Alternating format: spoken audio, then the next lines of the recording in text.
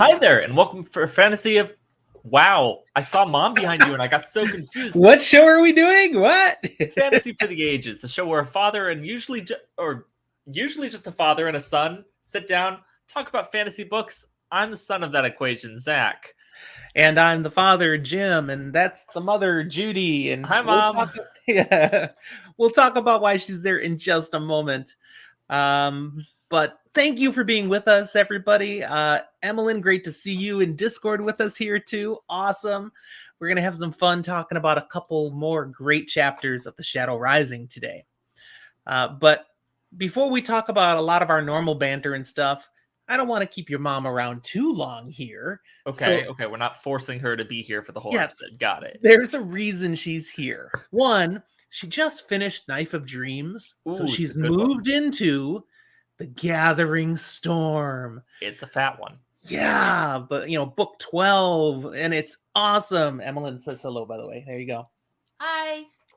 And when she started to read it, she went, "Wait a second.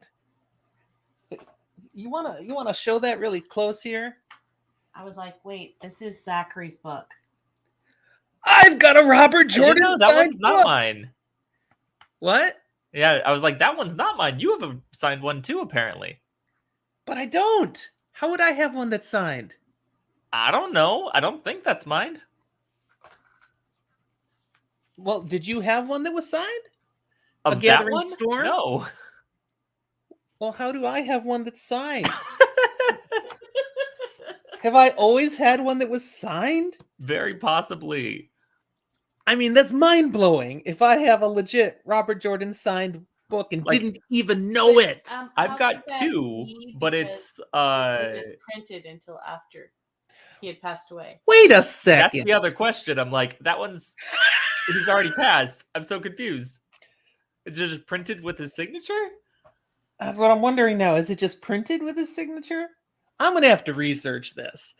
But so Judy was like, "Can I read this one? It's signed." But yeah, that can't be a legit sign. No, I'm so I do confused. have two that are signed, Eye of the World and Fires of Heaven. Not Gathering Storm. And I'm also very curious about that. He couldn't have signed this. It's so weird that we didn't even think of that until we got to this point. So you may enjoy this book now. Don't worry about damaging it. You're all good. That being said, if you damage it, he'll be fine. He'll get a new one. Yeah, very true. Yeah, Elayne said, it's your book now, apparently. So, all right, bye. Let me put my headphones in now. Absolutely. There, it sounds like it worked. On a me note, it's very humorous to see Mom reading that book, just because I'm used to her reading books like this. Little books. She's a massive tome. That's just a lot of the genre she likes is only in that size. Now she's got something that looks absolutely huge because she is not a large woman. No. Small woman, big books. Yes, it works. Elayne, you did see correctly. It is my birthday week. My birthday was yesterday. I am now officially 23. It's so gross. So I don't. Let's just we'll pop back down to 21, up through 25, and then back down again. Just keep doing it in loops. That'll work, right? For the women, they go to 29 and then they just repeat. That's what I understand. No woman ever ages past 29 unless they choose to.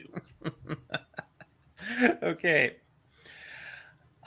So, yeah, there was that. Okay, we had to have some fun with the book now. I haven't been able to talk with her about the end of Knife of Dreams because I've done nothing but sit here and work on podcast stuff. I'm really impressed. We are ready for this episode because of your work and determination. I want to throw all that out there, and the fact that I appreciate it so much. I'm blown away you got it done in time. But I don't think we should try to do regularly 2 episodes with 5 chapters all on the same day, especially when I didn't have time to prep them until today. Yeah, that's probably not wise, especially for your sanity. Yeah, I mean, it's partly my own fault. I prepped one chapter last night, and then Jurassic Park Dominion or Jurassic World Dominion dropped on Peacock, Mm. and I wanted to watch it. So I Mm. said, screw this, and I watched it, and I enjoyed it. It's not a good movie, but if you're a fan of the Jurassic Park franchise, it's just all pandering to the fans. I Speaking of love being pandered to. speaking of things that dropped recently, as in like yesterday, I have not started yet, but am I correct in assuming you have started Rings of Power?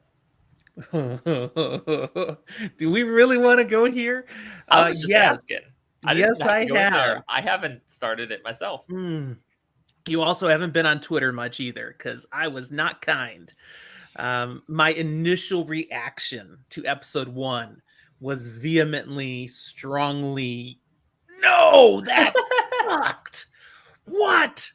Now, to be clear, the production is beautiful. There's clearly a lot of money that's been put into this. I didn't have any issue with the costumes, the design, really not much of the acting, a little maybe, but not much. Mostly, it's well done, but the story I didn't get. I didn't like. I was like, what are they doing? Um, and this is not, and I don't want people throwing things at me over this. I know some people at Twitter, we already had some conversation back and forth, and I clarified, this is not where I'm being one of those people with, they changed what's in the source material. There's not a lot of source material that they're drawing from here. So they have a lot of latitude. I don't care about that.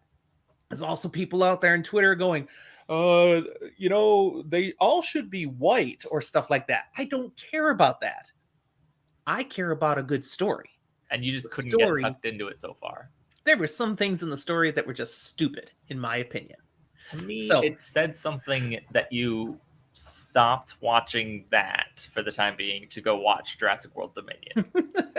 True. That was my point of watched- reference of going. Now, I watched all of episode 1, and then I tried to watch it again to see, was I too harsh? Had I drunk too much wine? Did I mischaracterize what I'd seen?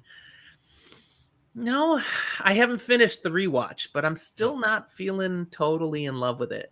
But Well, there by is an episode 2 out there too, and I haven't even touched it yet. By next time we record, I'll probably have seen the first couple episodes, maybe more once they start dropping and such. I may have different opinions. We'll see. Now, IMDb and other sources where you can, write ratings and reviews have actually froze the reviews. Too many bad things? Accepting. Yeah, Amazon is claiming people are trying to just, what's the word? When they try to intentionally review bomb it or something?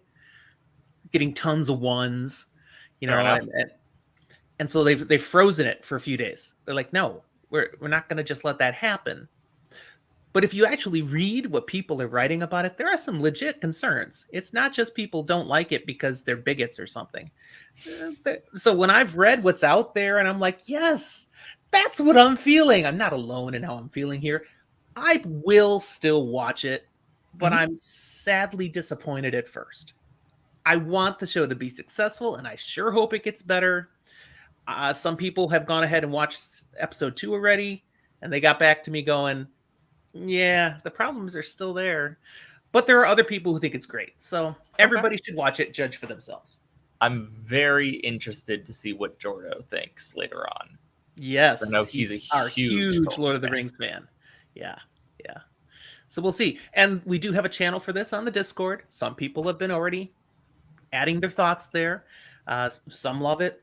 Some also agree there are some issues. But, we'll see. Elayne, I don't think you've watched it yet, you said. So we'll look forward to seeing what you feel after you check it out. Because please, don't take this soapbox ranting and therefore not watch it. You should look for yourself. All right. Come on down from your soapbox, Dad. You put that coin in, man. You have a drink. I still have coffee. I haven't had a chance to do anything beyond coffee. It's my second fair. today.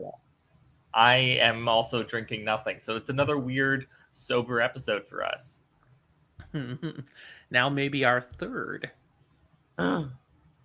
something like that. Out of this is episode 141, so there's still the rarity. You know, I think we'll live. Yes.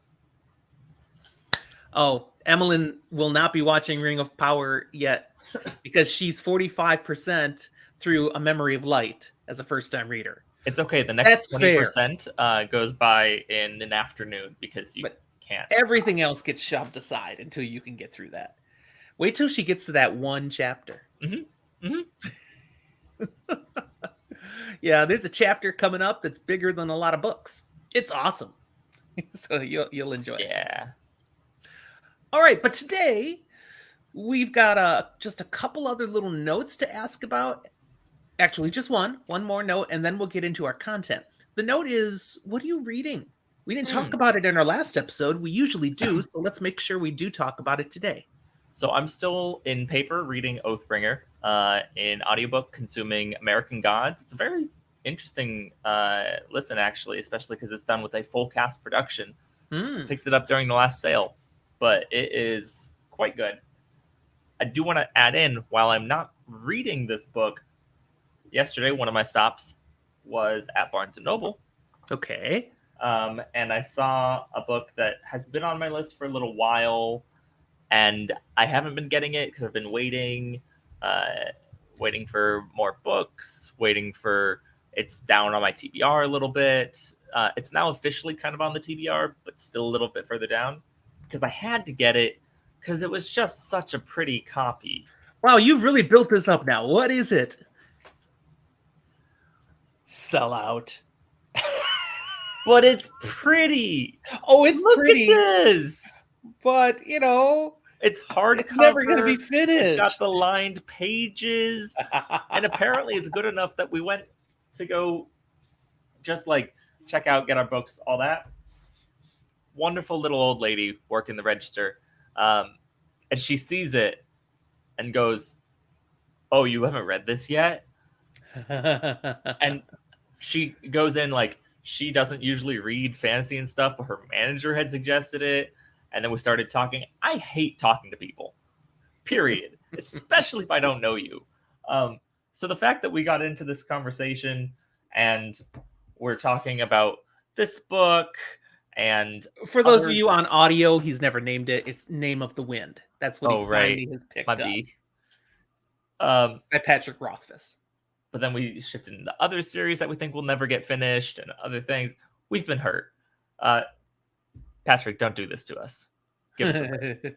I've committed. I have heard people say, though, that book is such beautiful prose that even if it's never finished, it's worthy to read. I'm still resisting. I got plenty of other things to read. But I don't know. It's a principle thing. I'm glad you enjoyed finding a pretty book. My reading still progressing through things that I've already been working on. So I'm on book 2 of the Deathgate cycle by Weiss and Hickman, The Elven Star. And that's what I'm physically reading. What I'm listening to is book 2 of the Red Queen's War trilogy by Mark Lawrence. In the Broken Empire world. And so I'm on The Liar's Key, book 2. And loving that. Easy to listen to, so much fun. A couple of core characters there that just they're a duo that's hilarious to enjoy their interchanges. And when I get through these Deathgate cycle ones, the books that are waiting for me now, I've mentioned this on Twitter, but I don't know if I did here, but Malazan. Yes, I think you said it at one point. Okay, so I have 5.5 books to read, finished Deathgate cycle. I finally move into those. So looking forward to that. Woo! Deathgate cycle's not going as fast as I'd like it to. Just, it's a little older style fantasy, and I find I have to work a little harder to read them. I don't just get sucked in like I do with modern things. It's good, but I'm almost like we ought to do an episode on the difference in types of fantasy. Yeah, I'll tell you, you saying that is probably one of the biggest things that has just shoved it further down on a TBR for me. Just because I need to be able to get into it, you know? Yeah, and there's 7 books in the series. So I got to get through all 7 of these. Yeah, the first one, I enjoyed it, but it took a long time before it really got good. It was just okay, and then it was good. You know, same thing again here with book 2. But we'll see. I'll keep going. All right, let's talk Wheel of Time, shall we? Let's do it. We've got a couple chapters. Chapter 51 is called Revelations in Tanchico. We're returning to Terabon and our friends who've been searching in the city of Tanchico, both for Black Aja sisters, as well as for that object or thing that could be potentially harmful to Rand. They don't know what it is. They just know it's there. Yeah. So we're with Elayne in her POV as we start out here. And they're trying to eat with Wheel of Time's version of chopsticks. That's what we see. They're at the inn where they have been staying. The innkeeper, Rendra, has brought this meal for them. And it's Elayne and Nynaeve and Elayne who's visiting again. Talk about that more in a moment. By the time I read this chapter, I was at a point in my life where I was like, chopsticks aren't that hard. No, they're not. Partially because I've always been decent with chopsticks, and then I started eating with them more. But I have to pull back and go, no, some people really, really stink with chopsticks. Like that's and if you have no experience with them, which is true for Nynaeve, Elayne, and Elayne, they're very difficult to figure out at first. Mm-hmm. And so they're trying. Nice one, Emmeline, in the Discord server. They're trying to eat with these, and it's just so frustrating. This is not the normal fare in Tanchico. Another inn nearby rolled out this dish recently. Was a hit. It's actually from Eridoman, but they're trying it here, and it was popular. So, of course, now in her inn, she's got to do it too. You know, got to keep up with the Joneses. And it means not just the food, but the style of cutlery. You got to go ahead and use the Sursa, they're actually called, these chopsticks. But then, you know, they have a little chit chat as she's dropped off the food, and she's going to be moving on in a moment. But the last thing she will do as she leaves the room is she will point out that, oh yeah, on the tray there under that napkin, there's actual forks and spoons. So I can't I can't publicly be seen giving this to you. But if you happen to find it hidden under a napkin, I mean, that's your choice. You can choose to be lame and use the forks. But she understands these things are hard. But okay, go for it. Well, also then, you know, as they're talking with her, the other things, it's not just about the food, they chit chat. They get a little information about, you know, Tanchico. It's a very uneasy place right now.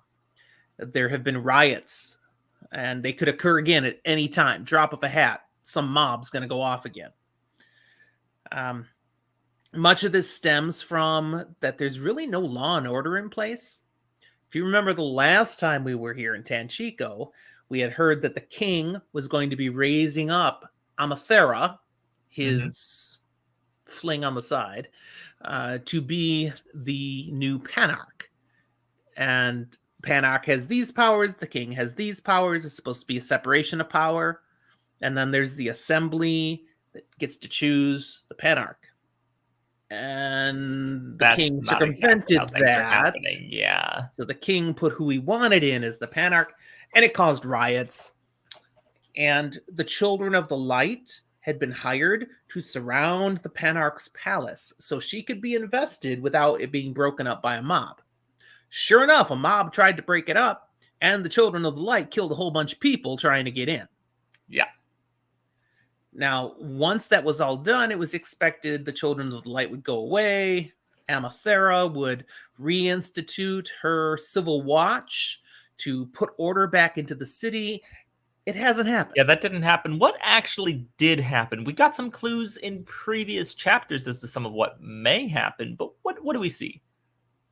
Well, really, the chaos remains in the city. Amathera seems to be keeping her civil watch with her. Perhaps she's fearful of more mobs, more riots. But the Children of the Light are still there too.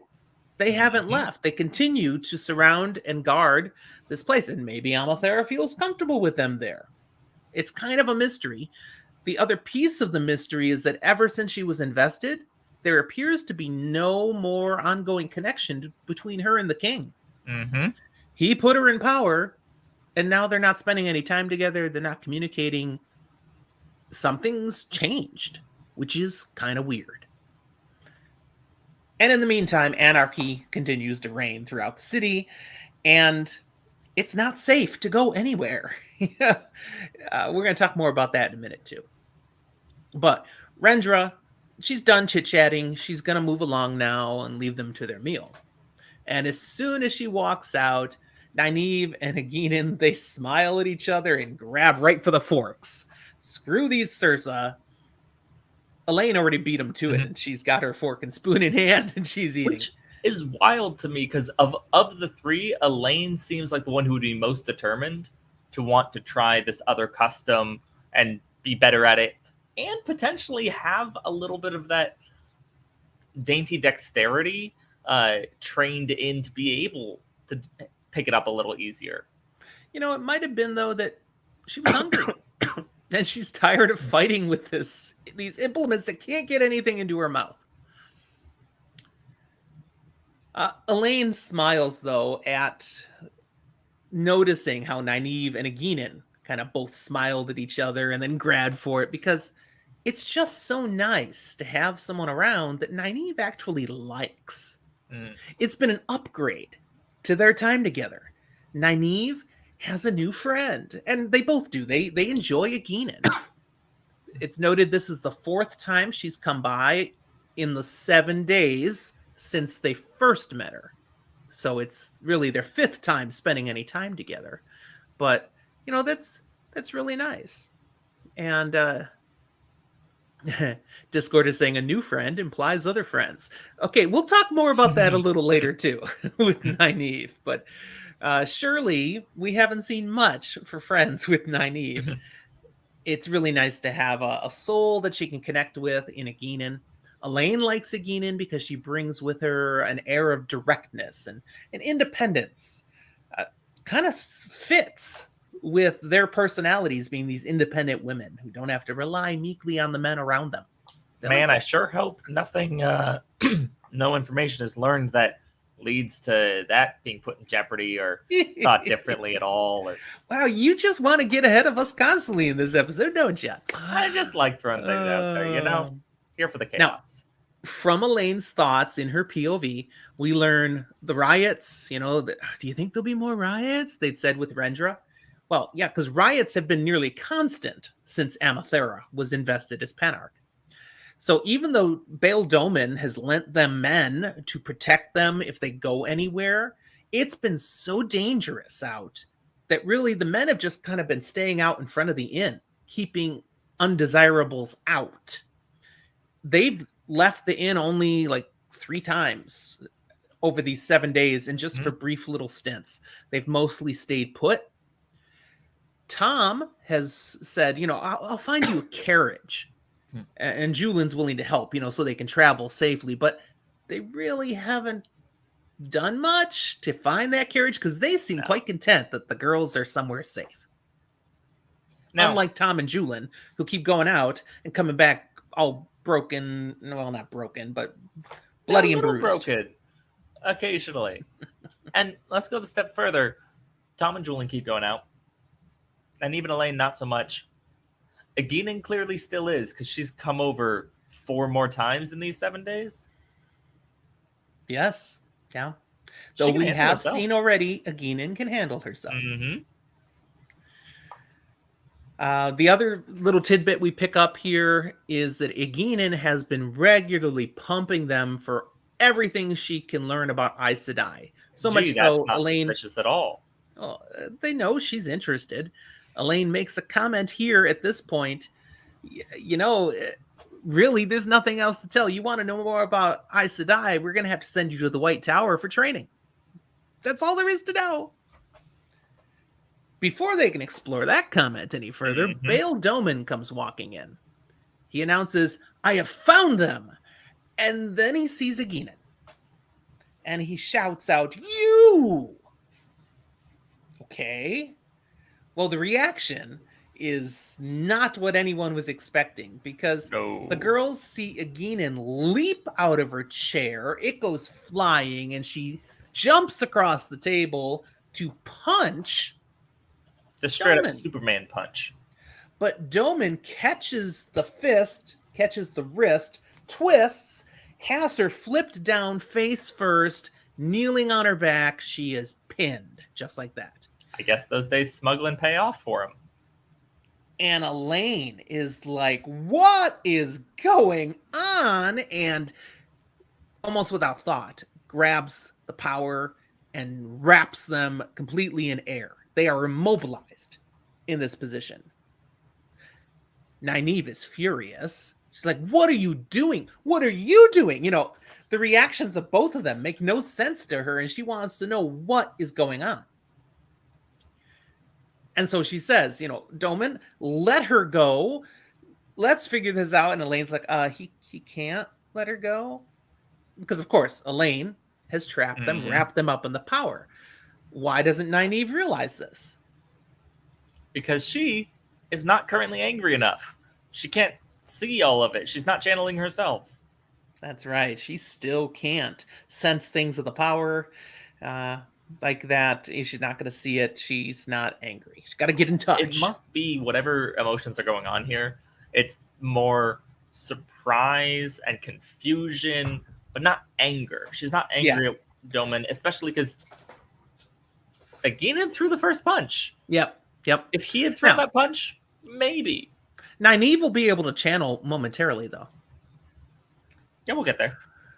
Yeah, because what's revealed, what comes out in conversation then, is that Elayne is a Shanjin. Now, we've known that all along. Yes, but now everyone else knows it too. Bail Doman knows it because he shares. She was the freaking captain of the Shanjin ship that captured my ship and took my crew and myself when we were at Falme. We were caught because of her. Mm-hmm. Not cool. Elayne, deeply disappointed. Because doggone it, she likes Elayne. And you're Shanjin? Really upsetting. Nynaeve feels the same way, perhaps even more strongly. She wants to know, why did you worm your way into our company? What's your agenda? Are you planning to get some of your filthy soldom and leash us? And Elayne's a little surprised that they know about that. Mm-hmm. She has no idea they were in Falme. No. Nynaeve also spills the secret that soldom can be collared as well. What do you think of that? You've got all these women running around all over not who really can surprised. channel. Yeah, Elayne said, "No, I knew that. I'd figured that out already." Yeah. Not happy about it, but I know. Now, how does she know? Remind us of what she's done so that she discovered this. Because she's got Bethaman collared in her basement. Right. She's already figured this out. And it might have been a fluke, but in her conversations with Elayne and Nynaeve, she's learned much more about the power now. About how, no, that's a common thing. Some will just develop and start touching the source. Others can learn to do it. She had no idea it could be learned. And Elayne's a smart cookie, so putting all these pieces together, everything she's learning, she's fairly confident. She's in the boat.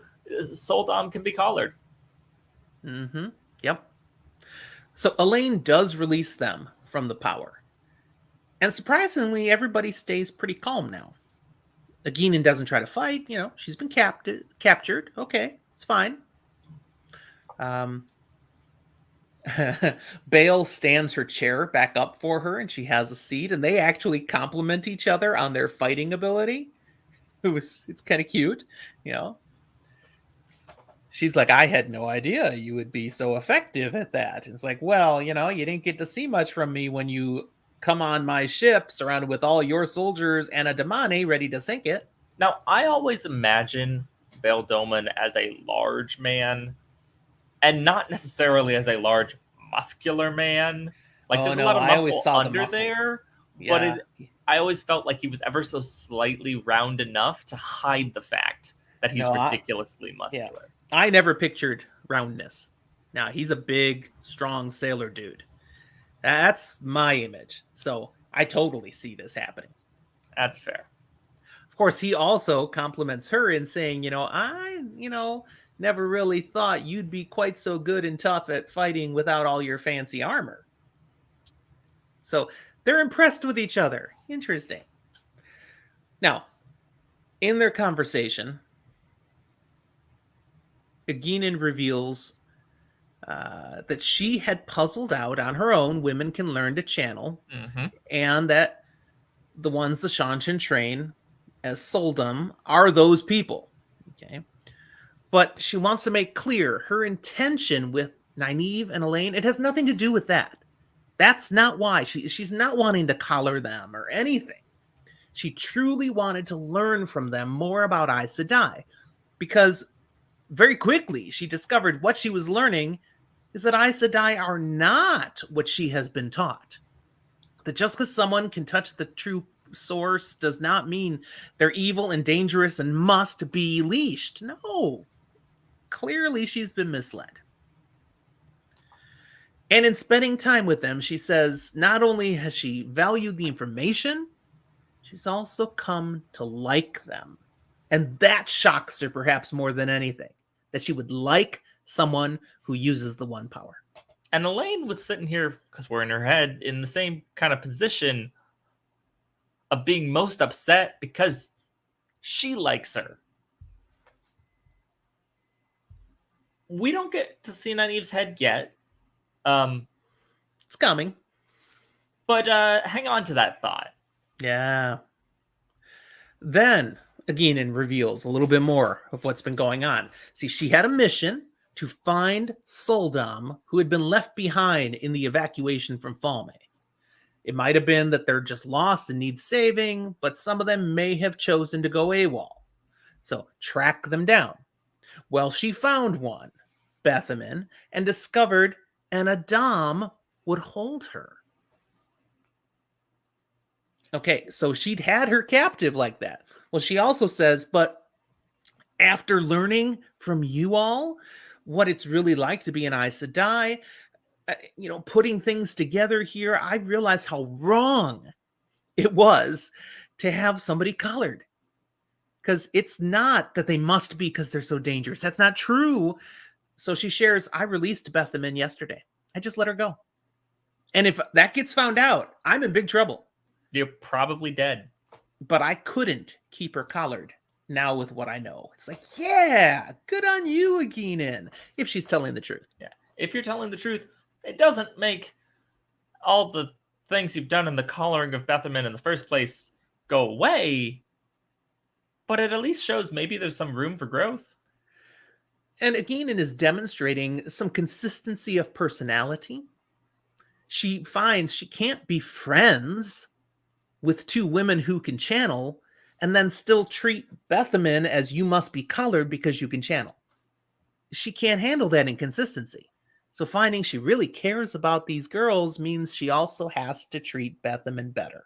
Now, I don't doubt that she still has no issue with collared Damane at times, but just the idea that being able to channel means you must be collared, that reasoning doesn't ring a chord with her anymore. Well, this is early on for her, so we may see things progress in how she looks at the world, how she views Soldam and Damane. Yeah.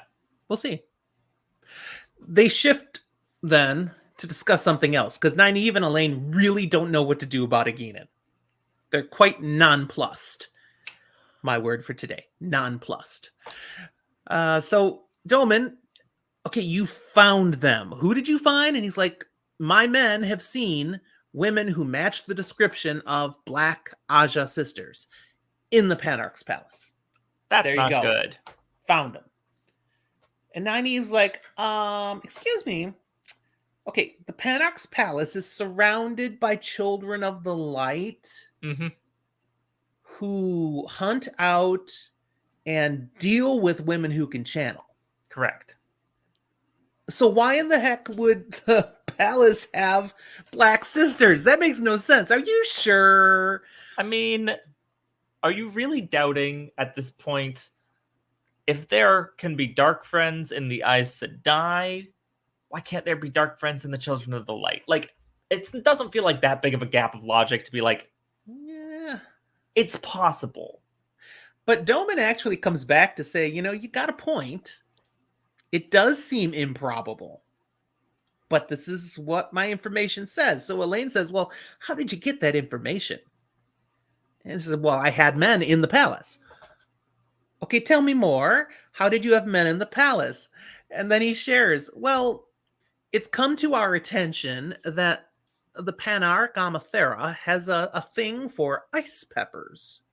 So I had some men delivering gifts of ice peppers to her because it's known that people who give her gifts receive her favor, and perhaps maybe, her men don't look quite as carefully at certain trade transactions that So what are I'm taking hearing place. is it was a bribe for the smuggling business. Oh, it was totally a bribe.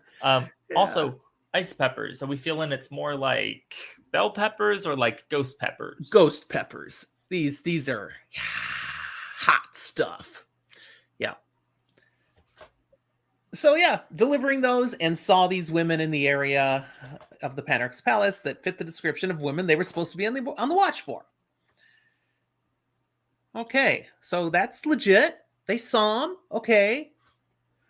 That's still kind of weird.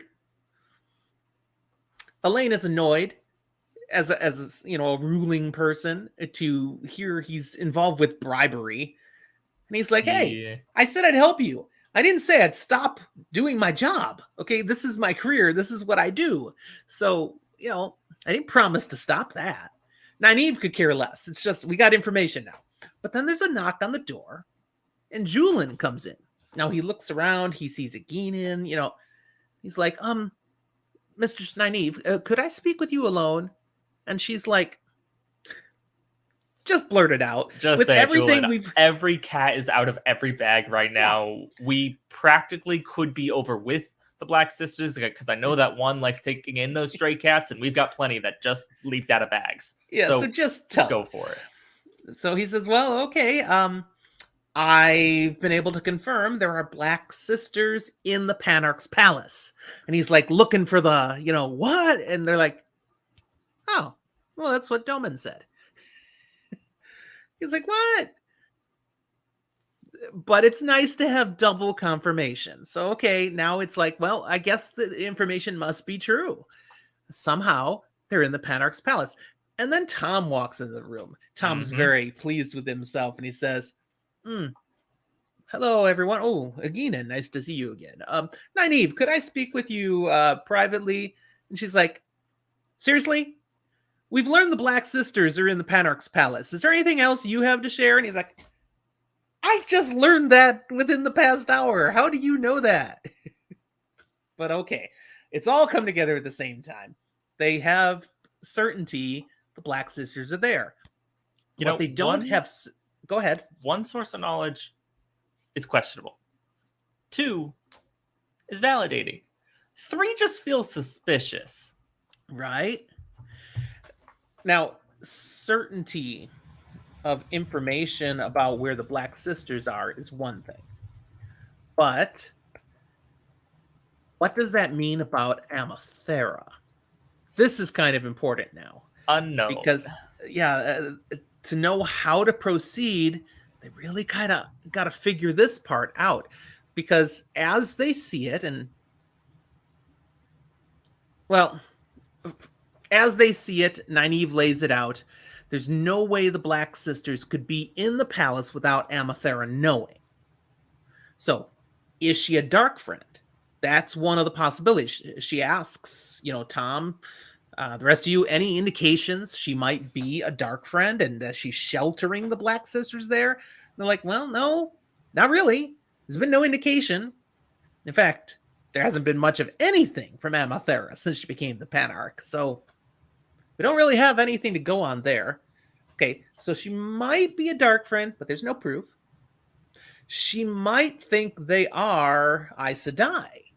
And they are Aes Sedai, right? So she might think they're the good Aes Sedai and be helping, complying because you do it, or maybe even hiding them from the children. Who knows?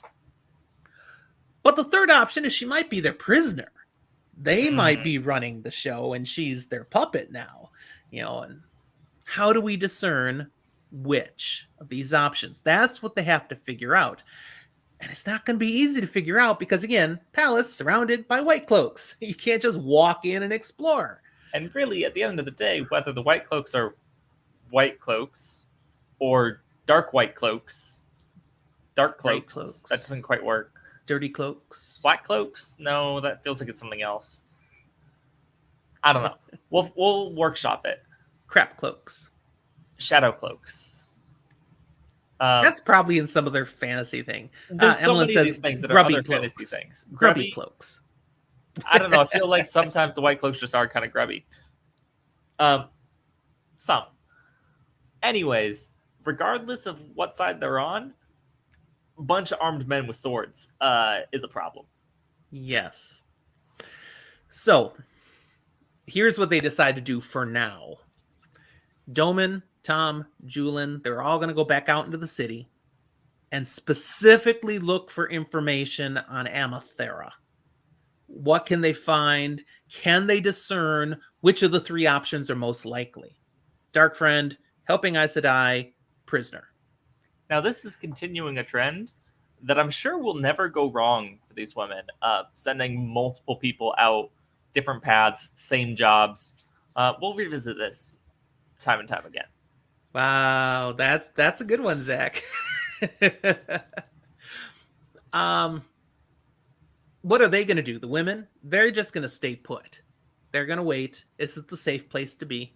And it's the central location that the guys will keep coming back to report what they find. Now, throughout the rest of the day, the guys keep coming back more and more dinged up. Black eyes, bloody noses, scratches and bruises, and keep going back out. But the whole rest of the day goes by. It's now nighttime. They got nothing.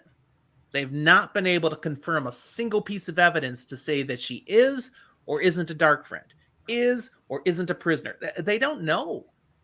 But to a certain extent, it's almost a little bit telling, in my opinion, that they can't get information. These people are pretty good at getting information. Mm-hmm. They haven't gotten a single piece. That's intentional. Oh, they've had a number of leads to follow, but they've all ended up being false leads. Nothing confirming squat. So with night upon them, Tom is going to get some sleep. He's exhausted. Julian and Doman both say they've got other things they still want to try and they're going to go out and do. So they leave. The women decide we're going to turn in. And Elayne is staying now. So they arrange with Rendra, the innkeeper. Would you have a cot, a pallet put in our room? Because our friend Elayne's going to stay over now. It's just getting too dangerous out there. You talked earlier about how she said no problem, but it's still a good excuse to use. It's too dangerous. Wonderful excuse, especially as the other three, they've been coming in and out and getting progressively worse. Yeah, it's gotten so rough out there. Yeah. So Elayne's staying over. Now, once they're in their room, they have Elayne take off her dress just down to her shift. They check her for weapons. She seems clean. She doesn't resist with any of this. And then Nynaeve insists that Elayne bind her hands behind her with the one power. Yeah, I want her tied up. She is the weapon. This is smart. Yes. And she insists upon it that you do it with the one power, or I'm going to rip her dress to shreds and use that to physically bind her, because I'm going into Teleron Riyadh now. Tonight is when we're supposed to meet with Egwene. And I'm going in and I'm not leaving her free while I'm helpless asleep in Teleron Riyadh. Mm-hmm. So Elayne complies. She really doesn't think it's necessary. She's like, she's been a model person here. I think she's willing to. No. Not Elayne, regardless of whether or not you like her, doing this. Whether or not she likes you right now, there's very little trust. So wraps her up in the power, just arms behind her back, and Guinan seems to just contentedly try to go to sleep. Nynaeve gets into her shift, gets the ring on, drifts off into Teleron Riyadh, and Elayne just sits there with her mind going over ways they could possibly get into the Panarch's palace. That's where the chapter ends. Okay. One more chapter for today. 52, which is called Need. See, I was kind of hoping it would be called Need and it would be fashion advice. Huh. I don't get that. No? I'm hurt. The child in me says, what happened to Dr. Seuss for you? The Lorax? Well, I'm familiar with the Lorax. The Tuffletries? Oh! Everybody okay. needs a Sneed. I gotcha. I didn't get the context enough to understand you were saying Thneed. I didn't hear the TH. So, gotcha. Now you should try to drop a Lorax meme in Discord. Come on, I'm sure there's one there. Oh, Emmeline's on it. She's on the case. I was like, I don't Discord well enough, guys. All right. We see now in this chapter, Nynaeve is in the heart of the stone, clearly in the world of dreams. But her thoughts are not on why she's here. She's still thinking about Guinan. See, we've switched POVs now. So now we can get how she feels about all this. Mm-hmm. And she is blown away that they've had a Seanchan so close to them. And what's hardest is that she truly come to like Guinan. Nynaeve does not make friends easily, and maybe that statement's overblown, as Elayne implied earlier. She might not have any other friends. I mean, Elayne's a friend. Egwene's a friend. That might be it. Matt is someone to badger. Perrin is someone to push around. She had Min. Okay, yes, but it was always more Min was a friend with Elayne and Egwene, and then Nynaeve was around. There was a certain That's how that always felt to me. Friendly capacity, at least. Friendly capacity is different than being a friend. Yeah, but it's about the best we can do, okay? And yes, that is the Lorax in our Discord now. Thank you very much. Yes. Dancing in a very manic manner, but that is him. Okay. So, with Nynaeve not making friends very well, this is what's so hard, to have actually made one. Really feel a connection with Guinan. And then to have her betray that. To lose that friendship now, which is how she's seeing it, super hard for her. So, in fact, there's a quote here, Zach. Would you read what that quote is? As Nynaeve says to herself, I hate her for that, worst of all. She made me like her. I cannot stop, and I hate her for it. Yeah. She still likes her. She can't change how she feels.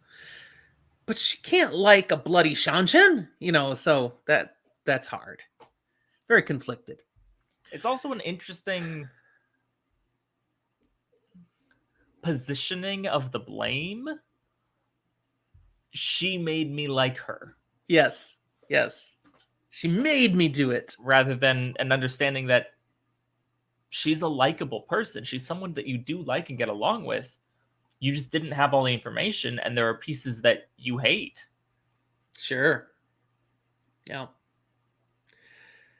Nynaeve is startled then when Egwene does finally appear. Her mind has been caught up in other stuff and thinking about Guinan, and then she hears, well, that's a strange looking dress, or that's an odd dress. That's how she notices, oh, I'm not alone anymore. And there's Egwene with two Aiel women who we come to understand, and Nynaeve from description is pretty sure is Amis and Bear. She'd met Amis before. Bear she only knows by reputation and description, but she's like, this must be Bear. And yes, it is. Okay, so Amis and Bear. And then Nynaeve looks down at herself. What do you mean odd dress? And she sees she's wearing just Two Rivers garb. if Two Rivers dresses were made of metal, basically steel armor and plate in the shape of Two Rivers dresses. Which is an interesting, like, brain picture of her wrapping herself in the familiarity of home like armor. Wow, that's deep. I mean, it's what it is.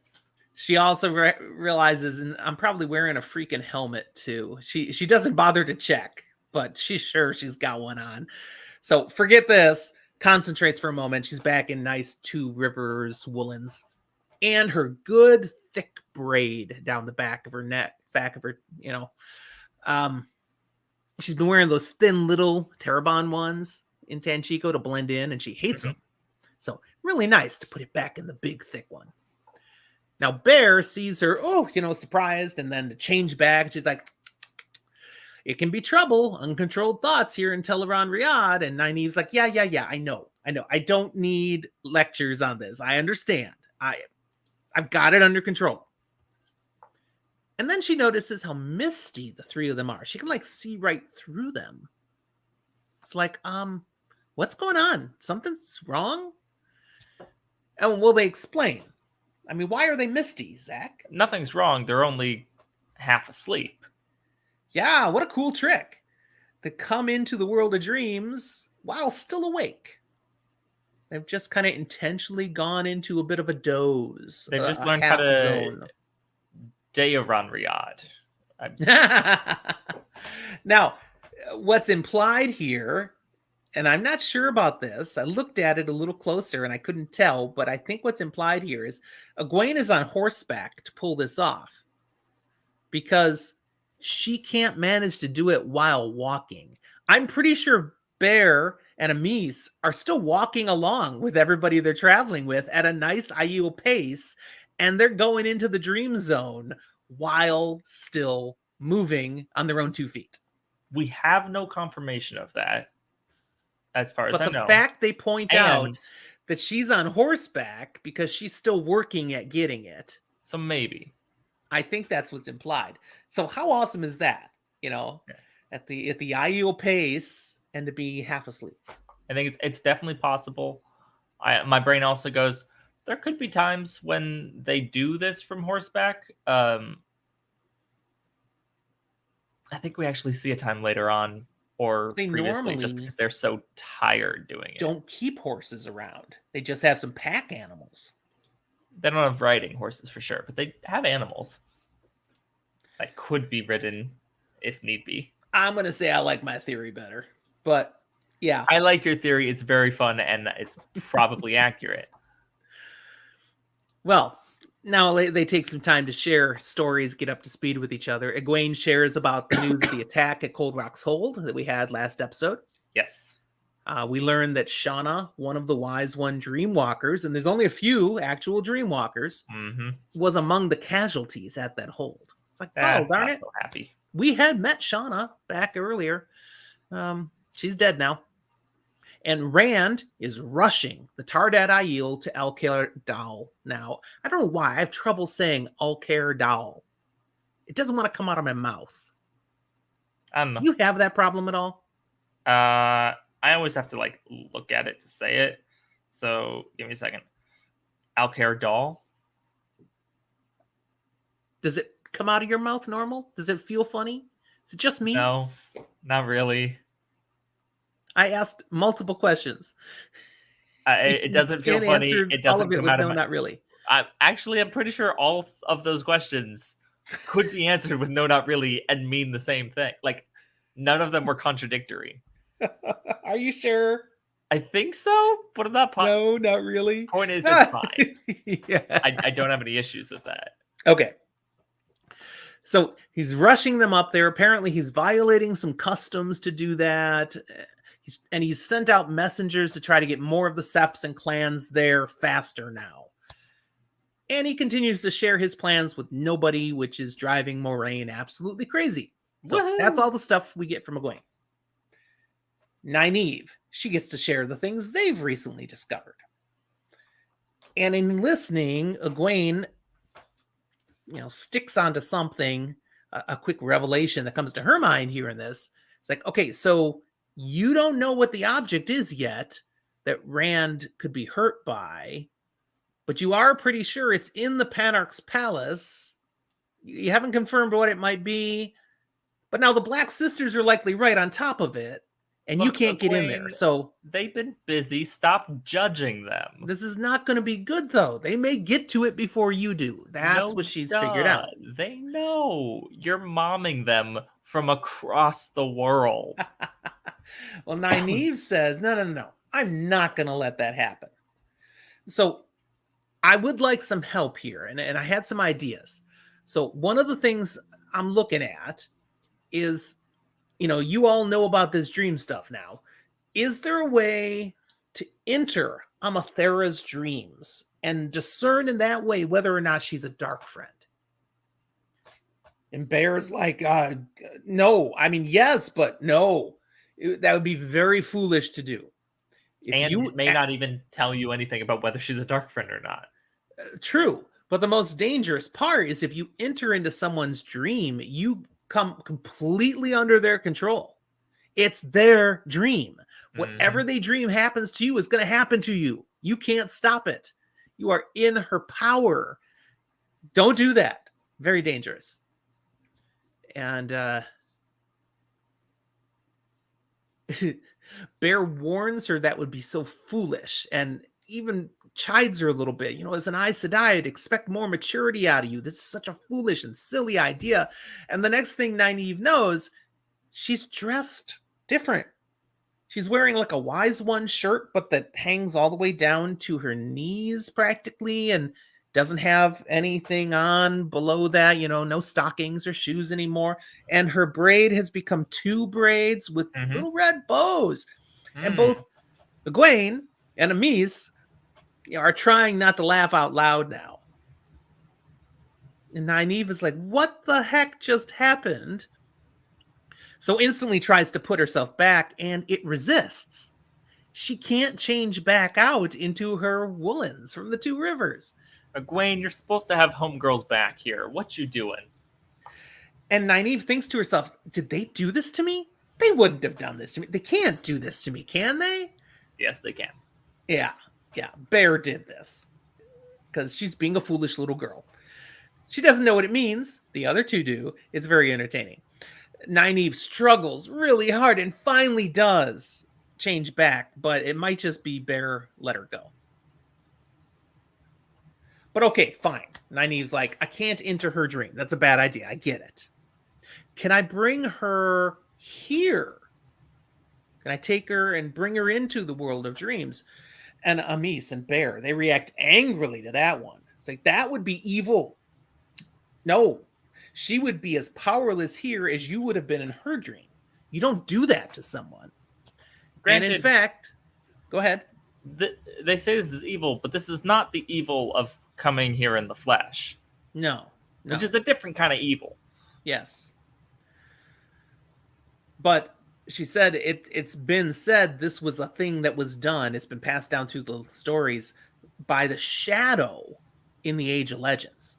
They would pull people out of their dreams into the world of dreams. And then whatever you did to them, of course, really happens to them. I wonder if this has happened at all in our story so far, like in the first book even. Perhaps. Oh, nice meme. I like that one. And speaking, we can't reference every excellent thing Emmeline puts in the Discord, but if you want to see it, just become one of our Patreon supporters and join us in our live recordings. Every tier gets to do that. So there's some fun stuff going on there. Let's see. So finally, Nynaeve simply says, okay, my ideas you're telling me are crap. Got it. But we need help. So what can you do for us? Anything at all. What can you do? And Amis, she makes a comment. She's like, it's amazing how Aes Sedai can ask for help and still make the request sound like a demand. Yep. But nevertheless, they do agree and understand this thing that could hurt Rand, their presumptive Carl Karn. We've got to see that doesn't fall into bad people's control. So There's one thing we can think of that might be able to help you. Which I just want to point out before we get to it, they're going to list this thing. They're going to say that it's risky, and yet somehow it's a better idea than all these other things that are dangerous or harmful or evil. I'm not so sure I agree. It seems like a huge risk and maybe on par with those other things. I agree this is the better one, just knowing who the Aiel are. Because the only one you're screwing with and who's at risk in doing this is yourself. You're not messing with someone else against their will.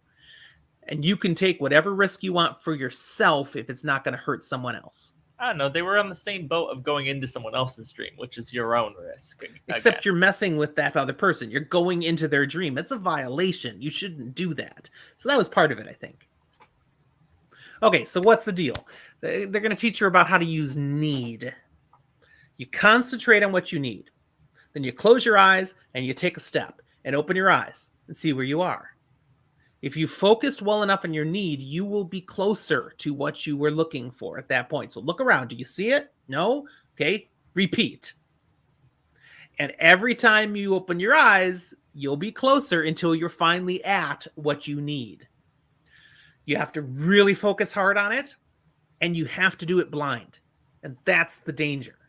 Because every step, you're going to be somewhere, and you don't know where you are. You don't know who else might be there. You don't know what might happen to you.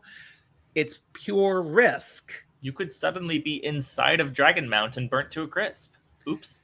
Yeah, if what you needed was down at the base of the volcano. I mean, I guess potentially if it was just partway between you, it could happen too. Yeah. Honestly, either way, tough luck. The illustration they use is, some wild animal could kill you along the way, as easily as anything else. And if you didn't know it was there when you jumped in, bad on you. And of course, you're in the world of dreams. So whatever harm comes to you is going to be real. But it could work. Good. So that's it. They've given her what help they can. Egwene and Nynaeve agree to meet again in 7 days. And it'll either be Nynaeve or Elayne here. Egwene's like, yeah, by then, Rand should have announced himself to the clans as he who comes with the dawn, and they should have rallied behind him. Hopeful thinking. Yep. And by then, Nynaeve and Elayne should have secured the dangerous item they are hunting. Nynaeve is thinking, or we've lost it to the Black Aja. Let's just be real here. We're going to hope all these things happen and revisit later on to see how many or few actually have. Right. And she's like, and hopefully we've got Liandrin and her people on a cart on their way back to the White Tower for judgment. Little do they know how little that might do. Yeah, does it sound like we're coming towards the climax of a book or something? Everything's perhaps all timing up to happen all 7 at once. days. It's the final countdown. All right. Thank you. Once they've left, then, Nynaeve realizes, I didn't say anything to Egwene about Aegeanin. Maybe that's a good thing.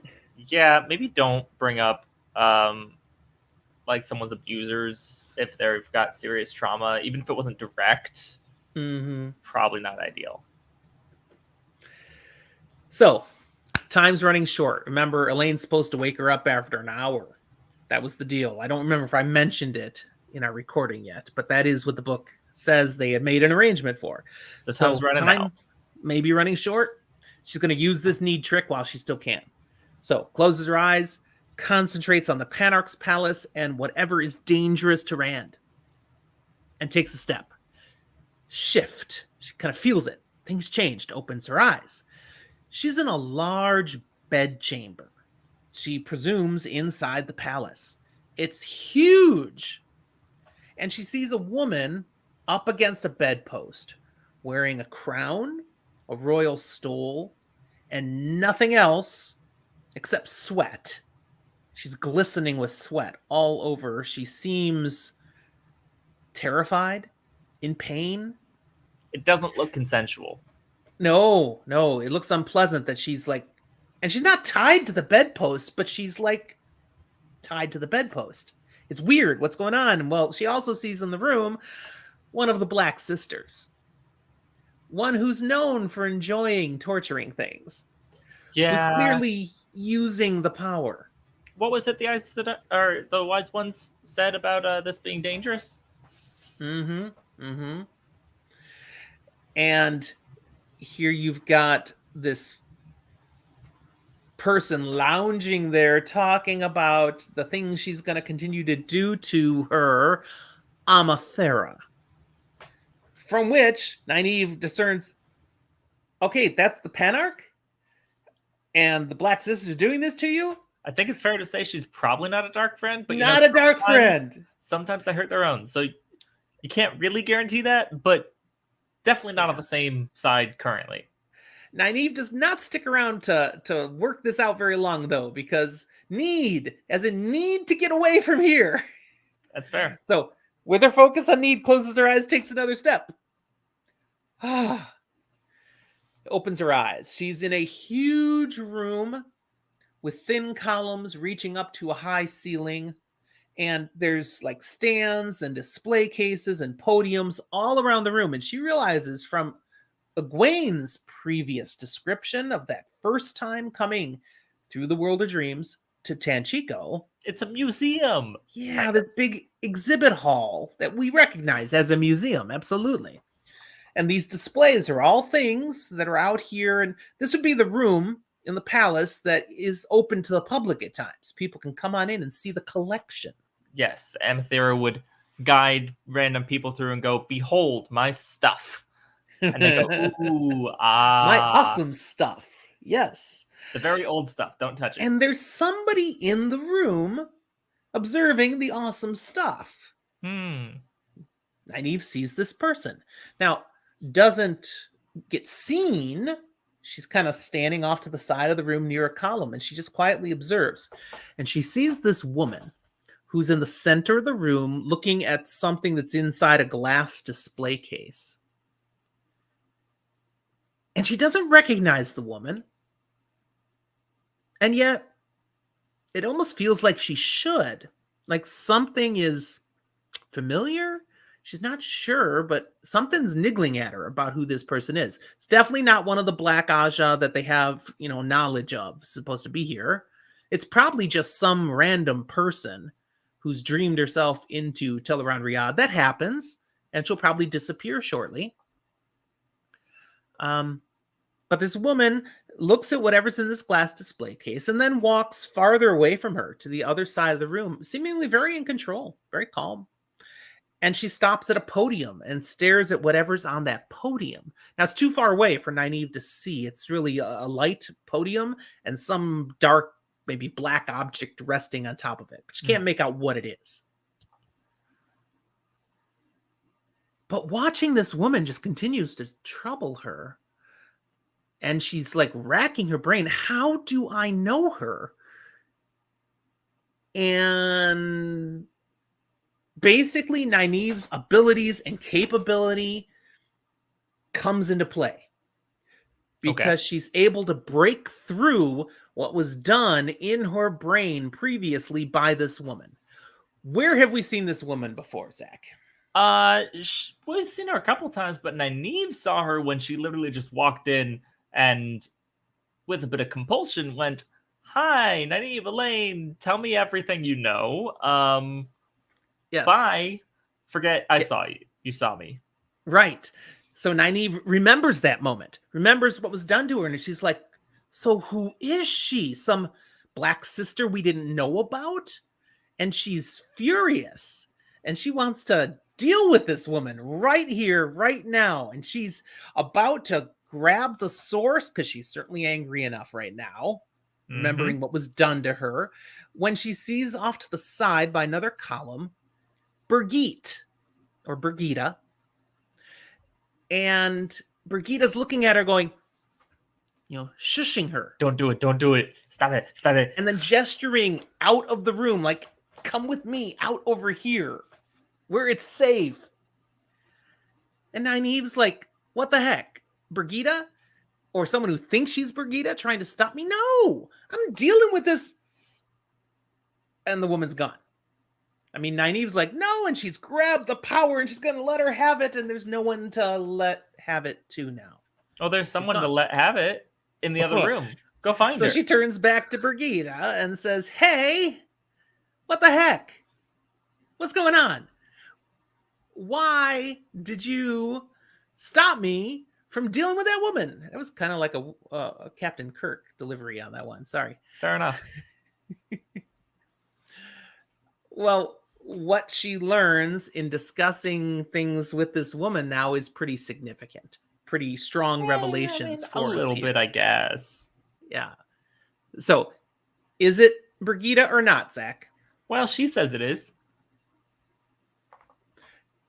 And she says not only, yes, I'm the real Brigida, I just saved you from Moghedian. That was a Forsaken. Okay? Yeah. I know Moghedian. You didn't want any of that. You don't want just Forsaken. Like I've saved you before. And she references the time Nynaeve was in the world of dreams and had found herself outside Ruidian and had seen some guy down by the foggy dome and was, not seen because Brigida showed up and said, stay hidden. Okay. And she said, that's Asmodean you had seen. That was another Forsaken. Twice that I've saved you from Forsaken. Maybe you should stop sticking your nose into Forsaken business. Nynaeve's like, Forsaken everywhere. No. Oh, this is bad. We also learn in the conversation that the heroes of the Horn, this is where they hang out. The world of dreams is the perfect place for them until the wheel spins them back out into a new life within the waking world. They just hang out here, but they follow certain precepts. They don't give active help. They can't get involved. They stay out of things unless they are called by the Horn of Valir. So she saw that happen in Falme. Yep, I was there then, but I wasn't there like a real person. I was still different. I was Ghost Army there. Yeah, until I'm born, I'm different. And then she's like, and I don't even know, honestly, why I'm explaining this to you. I shouldn't even be speaking to you, Nynaeve. And Nynaeve's like, wait, you know my name? It's like, yes. Okay, here's the deal. I've been watching you. I've been watching Elayne. I've been watching Egwene. Every time you guys come in and I can find you, I've been observing. Yeah, you guys are my favorite telenovela. I've even been watching that boy that comes in with his wolves. Those guys. I've been keeping an eye on all of that. Now, of course, we know who she's talking about. Perrin! Yeah. But I'm supposed to stay out of sight. I'm not supposed to get actively involved. But the problem is, I've also been seeing evil is walking within the world of dreams as well. And it bothers me. I feel compelled to want to do something about that. I have a hard time just sitting back and being like, I have to wait till I'm called when there's evil right in front of me. Yeah, but really, I'm supposed to stay out of it. And then she hears a harsh man's voice saying, that's right. And Guidel Kane steps into view. Now, Guidel Kane is historically, again, the partner of Brigitte, the love interest. I thought you were going to say again and again. Ugly. Yes. Again and again, they end up matching up as a pair, though. And here, even in the world of the dreams, they are a pair. And he's like, yes, we are not supposed to be involved in anything that's happening. What are you doing? Okay. So she's acknowledging, I can't really help you, Nynaeve. Because Nynaeve says, I mean, okay, so you're interested in helping us stop things. Can you help me now? It's like, no, I really can't. But I can answer some questions. Okay. One, Moghedian. Yeah, she hides. She doesn't take risks. She's not going to attack unless she sees a weakness and she's sure she's going to be victorious. She's really a scaredy cat. If she fears defeat, she runs. So that's something to know about Moghedian. But at the same time, here in the world of dreams, no other Forsaken was more skilled. That's what I understand. She could do things. I mean, Lanfear always considered herself to be the greatest power in Teleron Riyadh, and Moghedien could run circles around Lanfear. Yeah, it's like, look, Lanfear might be the most powerful Intelligent Riyadh that Lanfear is aware of, but around her is a net woven that she couldn't even see. Mm-hmm. Absolutely. There was something referenced by Guidal Kane about Moghedien and Brigida that is clarified here now, because Nynaeve asks about it, and Moghedien had, during the War of Power, discerned who Brigida really was, that she was a hero of the Horn and all that. And she promised, in some confrontation, she promised to make Brigida weep alone forever, as long as the wheel turns. In other words, threatening to separate her from Guidal Kane permanently. Well, she hasn't done it yet. She said it in a way like, and it's happening. Not, I'm going to get you, my pretty. No, it's happening. It's a done thing. It just hasn't happened yet. That was kind of terrifying, and does leave her Brigida inclined to avoid Moghedien. Yeah, it's like, look, if this person who doesn't like confrontation and doesn't do things like this said this, I don't think I want to see what she has planned. Exactly. Nevertheless, Brigida still feels compelled to fight against the evil, to help these people as she can. So she promises, we'll meet again. I'll do what I can. And then they're gone. So alone again, Nynaeve, interestingly, does not fear Moghedien. That's not what she's feeling right now. She's only feeling rage, anger. She wants to deal with this woman, and she wants to do it now. Is she only feeling that, or is she only letting herself feel that? Hard to say. Because she needs. But we're in her POV, and she doesn't seem to have an inkling of fear. Now, looking around the exhibit hall, she seeks out, well, what was Moghedien looking at? I should check this out. So first she goes to the middle of the hall. That glass case, there's a number of objects in there, but the one kind of right in the middle, she's like, yeah, that's got to be the one. There's a seal on the Dark One's prison there. One of those. Is it broken or intact? It's intact. A little Quendiar seal. Thank sitting goodness. There. Yeah.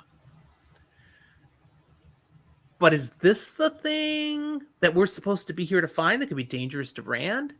So she tests it by taking another blind need step. Closes her eyes, steps just, a little closer towards that case. When she opens her eyes, she's not by the case anymore. She's over on the other side of the room where that white pedestal was, staring right at that black thing on top of it. And what she sees is a necklace and two bracelets joined some links of black metal. She reaches out to touch it and pulls her hand back in shock because she feels intense pain, sorrow, suffering. It's like, nasty, whatever that is. Yeah, that's bad. Let's get it. That has to be what we need to find. And then she's out of the dream. Apparently the alarm went off. Time to come out. Elayne is waking her up. Nynaeve shares what she learned and some urgency. We need to get to it because Moghedien is here. She knows it's there. We need to get there before she can get to it. Now, for this very last part of the chapter, we have a POV shift over to Elayne. And we get the sense she's listening to all this. She's a little overwhelmed, but more than anything, she's freaked out to hear there's a Forsaken in Tanchico that they also need to be dodging now. It's like, are you kidding? That already messed with them. Yes. And that necklace / bracelet thing, that kind of confuses her. But Aginan, who's been sitting there listening to all of this, she speaks up at this point, saying, I've never heard of an Adam to control a male channeler. And all those pieces click together. That has to be it. That makes so much sense. Yes. And is very bad. Adam. And they picture, what if the Black Aja or a Forsaken gets their hand on that thing and actually gets Rand collared? Yeah, they don't have to kill the Dragon Reborn if they've got him as a slave on their side. Yeah, that would be a bad thing. We need to get our hands on that. That can't fall into the wrong hands. So, at this point, they hear a thump outside the room. Now, Tom has been out there guarding their room. Remember, the others had left, but Tom, probably dozing a little, sticking around outside the front of their room. And they go out to see what's happened. Nynaeve, a little frustrated to see that as Elayne hops up, her hands aren't bound together with power. Yeah, I wonder how long they Elayne. were tied with power. Yeah, too trusting.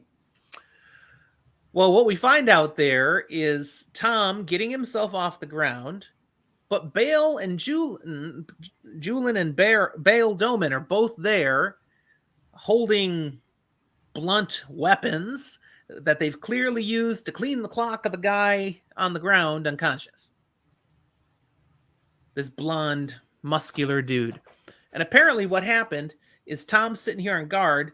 This guy just comes walking along, and as he gets close, he just lashes out with his foot and kicks Tom right in the head. Out of nowhere, out of the blue. But fortunately, he was unaware that that Doman and Julian were also following him, not to follow, but they just happened to be on the way to see if Tom would like to be relieved. And saw this happen and intervened, took the guy out. After being kicked in the head, I'm pretty sure Tom would like a little bit of relief. Yeah, probably. Elayne reveals, I know that guy. Yeah, he's Sean Chan. Yeah, he's not a friend. He's a bad guy. We've met him before. He's the Seeker of Truth, who had already visited Elayne before, and she, looking at this, goes, he was likely looking for me, not to rescue me. He probably had discerned somehow that I had a Soldam, I'd had Bethaman, and I'd freed her. So he was probably coming to deal with me. Perhaps that's the way to say it. Honestly, it might be better if you just all slit my throat now and claim that it just happened and you don't know anything about it. It'll be a faster death for me anyway. Now, there's no killing going on here. They're like, no, we are not doing that. They're pretty shocked that she would say that. What they do decide is the guys drag this body out into the alley out back. Just leave him out there with all the mobs and stuff out there. By the time he wakes up, if he ever wakes up, he'll probably be only in his short clothes. Yeah, there's a certain element of plausible deniability of you just left an unconscious man in an alley while there are riots going around. Even if he's not actively killed, he may just get trampled. What happens, happens. That's the way it goes. Okay. It's slightly nominally better than just killing him. Yeah. But it's got a chance. Also nominally worse than just keeping him prisoner and having to figure out what to do with him.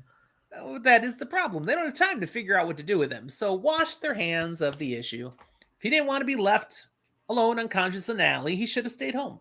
It's morally quite gray, but they don't have time for goodness. While the guys deal with the body, the women get themselves a little more reasonable. I mean, Elayne was the only one fully dressed. Nynaeve, Elayne are both in their shifts. Now, they had noticed the guys noticing. Nynaeve had just put her arms on her hips and started glaring at people. Elayne had squawked and turned beet red and ran back into the room. Yeah. So interesting reactions for them. That's chuckle-worthy. But they all return into their room. They get themselves dressed. Everybody, helping each other with buttons and whatever, all the things they do. And while they're getting ready to go out, they make plans. How do we get into the palace now? We got to do it ASAP. Mm-hmm. Elayne already was thinking about things, but now we'll pool our thoughts and let's make a plan. We love and that's where the chapter together. Ends. That's where the episode ends. There we go. So, first-time readers, this is as far as you are. This is where you stop listening. You got to run away now before we ruin stuff. Elayne, thanks for being with us in Discord today. Always delightful to have you with it. I think you can stay for our spoil here now. I don't think we're going to say anything that's going to ruin beyond 45% of A Memory of Light. Yeah, We'll be intentional. We'll keep it good today. All right, so let me run the spoiler room thing here. Let's do it. The spoiler room. Okay. All right. This is the deciding factor as to whether this die comes with me to D&D tonight or not. Rolling for initiative. Maybe it can come. Oh my. Well, I got a 2. I got a 16, so I get to go first. You do. Wow. My spoils. I don't remember only rolling that about bad before. About a book ahead here, because I mentioned earlier that specifically Nynaeve, having multiple people going out and doing the same job, it's starting to be a little bit of a trend. Sure, it won't ever be an issue. Yeah, literally only takes a book to be a huge issue when she sends out Masima the Prophet and Galad the White Cloak both to procure a boat. They do, and we get a horrible city ruined, riots, people literally having to flee, people dying. Yeah, that was a in great the streets. reference. All it is just she went, hey, can you do this for me? And then to a different person, without any knowledge of the other, hey, can you do this for me? Maybe don't do that without thinking of repercussions. Elayne wants to know, did Galad fancy Nynaeve at that point? Not really. But he is courteous to any women. Yeah. It's that bit where it's like not intentionally overly, but it's just like he more does it for Elayne at that point. Okay. For sure. Okay. My spoil, Elayne had already guessed in Discord. I definitely want to do it anyways, though. I want to talk about that item that's gonna be harmful to Rand. Mm-hmm. The Black Adam. Mm-hmm. Absolutely. They're gonna need to deal with that thing. Yep. So of course they do, and they make arrangements for Baal Doman to take it with him on board his ship and dump it in the middle of the ocean. Which he doesn't do. No. I mean, it was a good plan. Sink that sucker all the way down. No, he doesn't get rid of it before he's captured, basically, boarded, and the Shanshan get their hands on it. That guy makes a bad habit of getting captured by Shanshan ships. Through that, it makes it into the hands of someone very important amongst the Shanshan, who, of course, turns out actually to be... What book is that in? Yeah, okay, yeah, it's safe for Elayne, but it's later. It's Semiraj, and that whole moment where she actually collars him. It doesn't go the way she expected it to, but it was definitely a scary moment, a bad moment, but an important moment for the next level it takes Rand to. We're kind of glad that Rand took just like a quick little jaunt to the dark side, even if it was accidental, because otherwise he's screwed in that moment. Yeah. As I think about it, I'm pretty sure that happens in Knife of Dreams. I'll tell you, regardless, Mom's either read it or is about to. I think she's read it. I think she's read it. Yeah. So that was rough. That was bad. And man, you try to get rid of something, you come up with the best laid plans, and sometimes it just doesn't work out. That's our spoils for today. Anything else, Zach, before we run our outro? Nope, I've got a sleepy pup, so we're good. Okay, well, it's nice to have a sleepy pup rather than a loud pup when we're doing a recording. Yeah, he's not usually loud, but occasionally he decides to speak up. Okay. Well, thanks everyone for being with us. Running along here on the video is all the ways you can continue to support, connect, be a part for the ages. Find us on Patreon, find us on Discord, join us on Twitter, Instagram, Facebook, even email us. We love to hear from people, we love to interact, and thanks for listening. We'll talk to you next time.